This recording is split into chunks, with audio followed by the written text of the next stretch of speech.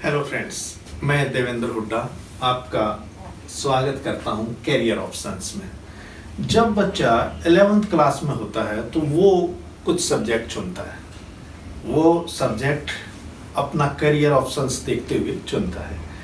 बच्चा चूंकि 10वीं पास करके सीधा आया है, उसको पता ही नहीं होता है कि कौन से सब्जेक्ट में क्या क्या ऑप्शंस हैं। बहुत सारे पेरेंट्स भी अनपढ़ होते हैं, उनको भी ज़्यादा नहीं ज्ञान होता कि हमें कौन सा सब्जेक्ट लेके क्या क्या ऑप्शन हमारे लिए हैं।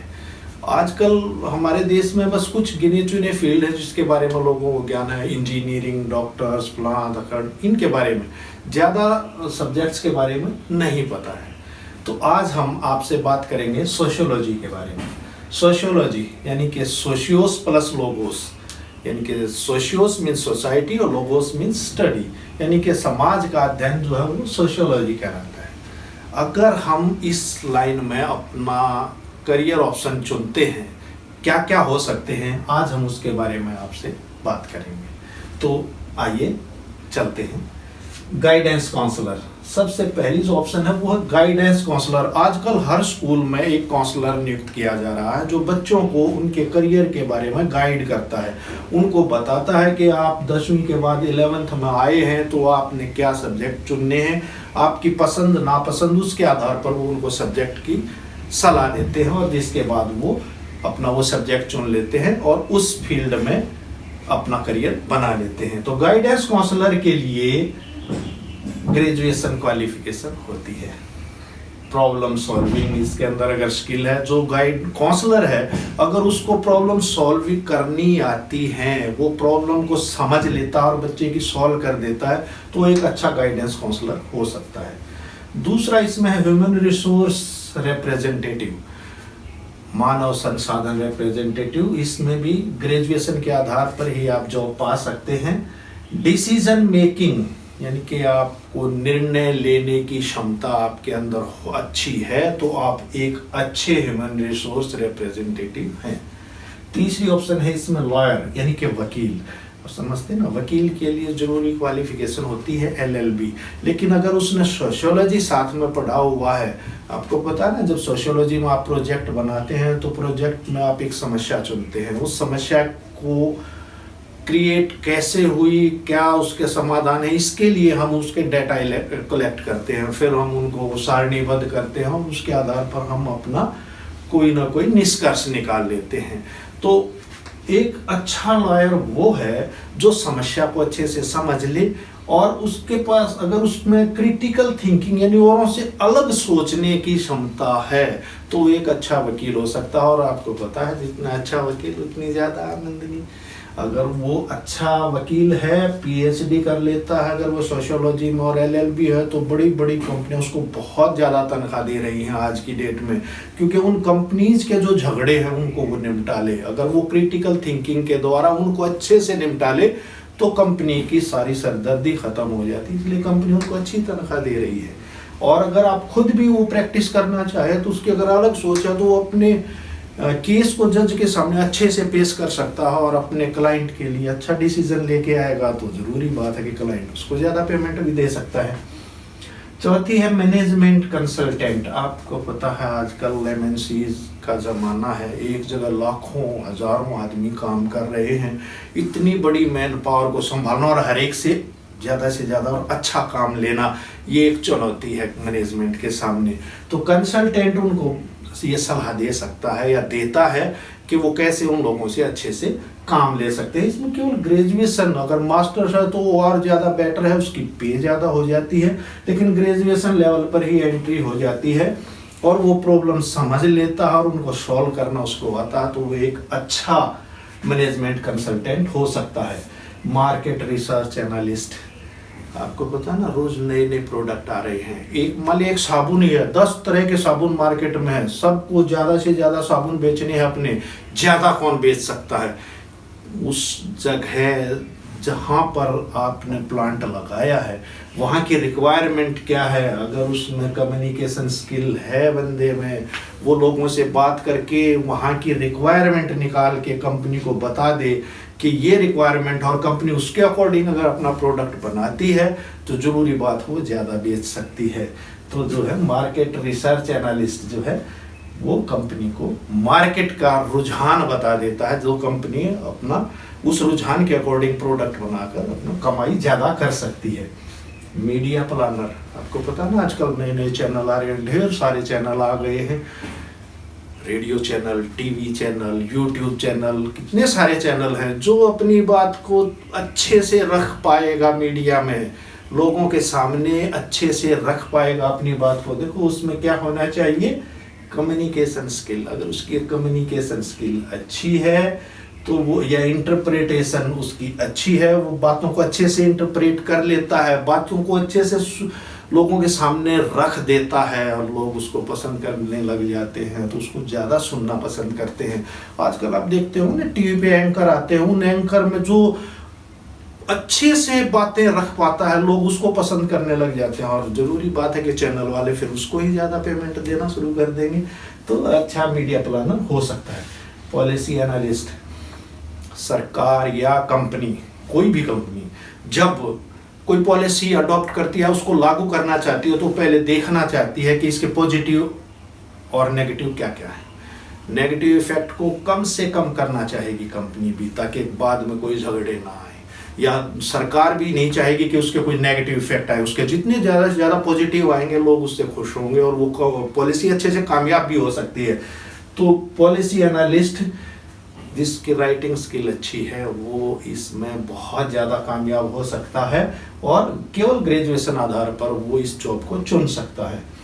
पब्लिक रिलेशन स्पेशलिस्ट, हर कंपनी में ढेर सारे वर्कर हैं, कंपनी की इमेज अच्छी रखने के लिए फ्रंट डेस्क पे आजकल पब्लिक रिलेशन ऑफिसर्स बैठते हैं, जो कंपनी की नीतियों को अच्छे से एक्सप्लेन करते हैं, लोगों को बताते हैं, कोई गलत इम्पैक्ट ना जाए कहीं पे भी, इसके बारे में ये ध्यान रखते हैं।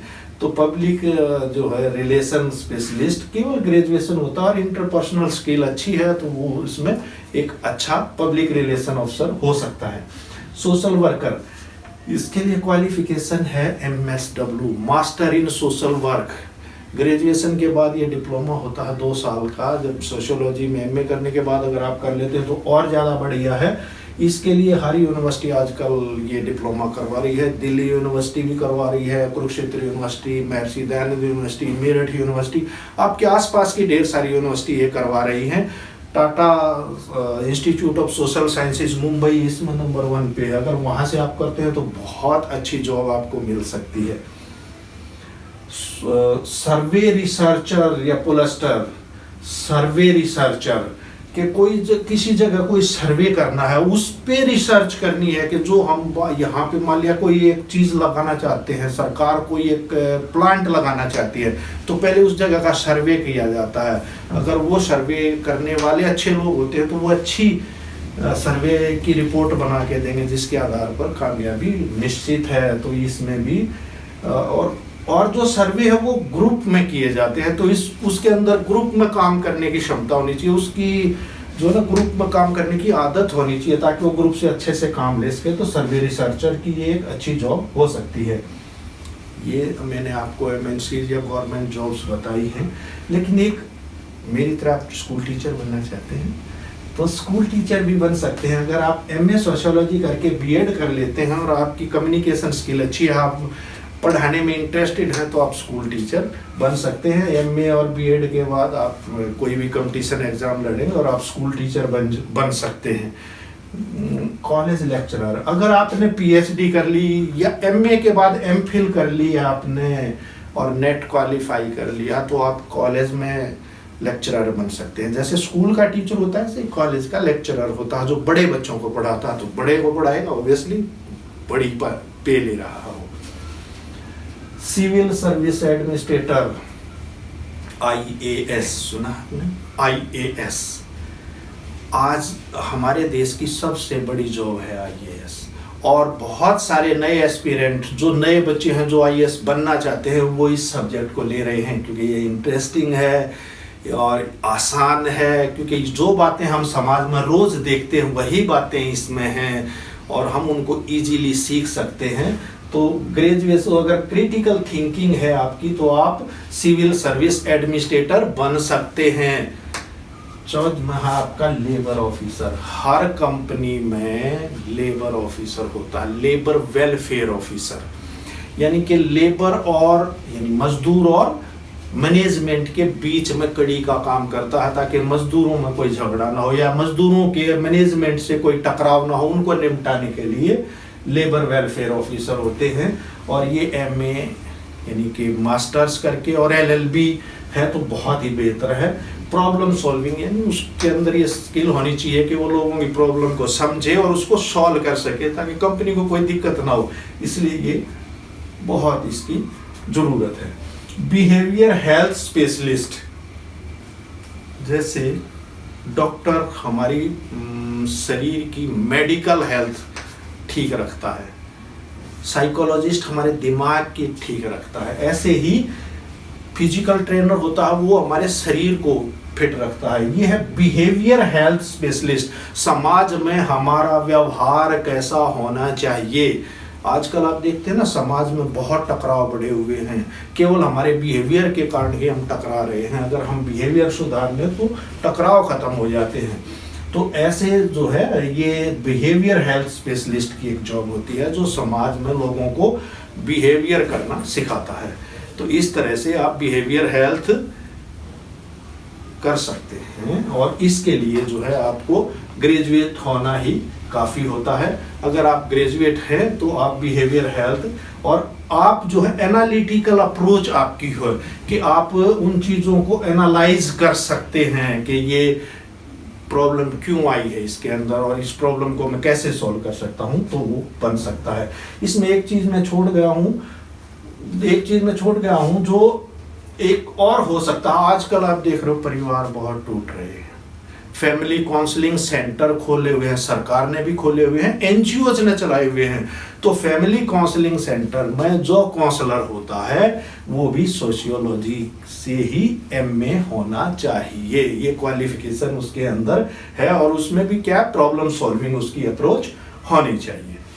तो ये 15-16 मैंने आपको ऑप्शन बताई हैं। अब आइए हम चलते हैं कि इन ऑप्शंस में हमें क्या मिलेगी सैलरी, सबसे ज्यादा जरूरी है हमारी पॉकेट में कितना आएगा और कितनी वैकेंसी साल में निकलती हैं और क्या ग्रोथ रेट है कि इस फील्ड में अगर हम करें तो आगे क्या ऑप्शन है, कितनी ऑप्शन बढ़ रही है या घट रही है, क्या है वो हम जानेंगे। पहली है गाइडेंस काउंसलर, जो स्कूल में काउंसलर लग रहे हैं उसमें देखिए ये जो सैलरी है बहुत सारी, इसमें मैंने आपको यूएसए की सैलरी दिखाई हुई है। यूएसए में $56,310 मई 2018 में सैलरी थी। देखिए वो हर साल बढ़ती हैं सैलरी, तो मई 2018 में इतनी थी। और वैकेंसी जो है वो जितने स्कूल खुलते हैं उतनी वैकेंसीज ज़्यादा आती रहती हैं, और इस फील्ड में बहुत ज़्यादा ग्रोथ की संभावनाएं हैं। 13% 2016 से लेकर 2026 के बीच 10 साल के आंकड़े हैं, और 13% जो है डेवलपमेंट रेट है, इसमें ग्रोथ रेट है इस फील्ड में। जितने ज़्यादा हम करेंगे उतनी ज़्यादा जॉब इसमें आगे आने वाली हैं। ह्यूमन रिसोर्स रिप्रेजेंटेटिव $60,880 मई 2018 की सैलरी यूएसए, हमारे देश में उसके तुलना में ही हो जाएगी। एज पर रिक्वायरमेंट यानी जितनी ज़रूरत है उतने ही लगेंगे, और 7% ग्रोथ रेट है इसका, यानी 2016 से 2026 के बीच 7% पर ईयर की दर से ये जॉब बढ़ेंगी। यानी अगर आज की डेट में 100 वैकेंसी है तो अगले साल 107 होंगी, और अगले साल 107 का फिर 7% और बढ़ेंगी। तो ऐसे हर साल 7% जॉब बढ़ती चली जाएंगी। लॉयर जो वकील 1,20,910 सैलरी है, अगर किसी कंपनी में काम करता है तो 8,23,900 जॉब अकेले यूएस में निकली थी। अब पूरी दुनिया में लगाइए, आज दुनिया भूमंडलीकरण के कारण हम पूरी दुनिया में जॉब कर रहे हैं, तो पूरी दुनिया में कितनी निकलेंगे। और 8% ग्रोथ रेट है, क्योंकि आप देख रहे हैं कंपनीज के झगड़े कहीं सरकार के साथ, कहीं एम्प्लॉयज के साथ, कहीं कहीं बढ़ ही रहे हैं। तो लॉयर की ज़रूरत है ही है हर कंपनी को, अगर खुद का काम करता है तो आप जानते ही हैं कितने झगड़े हैं कोर्ट में, कितने केस पड़े हैं पेंडिंग। जो अच्छा वकील वो ज्यादा कमाएगा। मैनेजमेंट कंसल्टेंट $83,610 एक साल की तनख्वाह उसकी, और एज पर रिक्वायरमेंट है ये भी। और इस फील्ड में 14% की ग्रोथ है, एक साल में 14% बढ़ रही है, हर साल बढ़ती ही जा रही है। मार्केट रिसर्च एनालिस्ट, देखिए हमारे प्रधानमंत्री भी कह रहे हैं मेड इन इंडिया बनाइए। जितनी ज्यादा कंपनियां बन रही हैं तो उतनी ज्यादा इसकी जरूरत पड़ रही है, क्योंकि मार्केट का एनालाइज हर कोई करना चाहता है। $63,120 तनख्वाह थी और 6,80,900 वैकेंसी 2018 में निकली थी। 19 आज 20 चल रहा है तो 20 में ये बढ़ेंगे ही। और सबसे ज्यादा ग्रोथ है इस फील्ड में, 23% ग्रोथ है 2026 तक।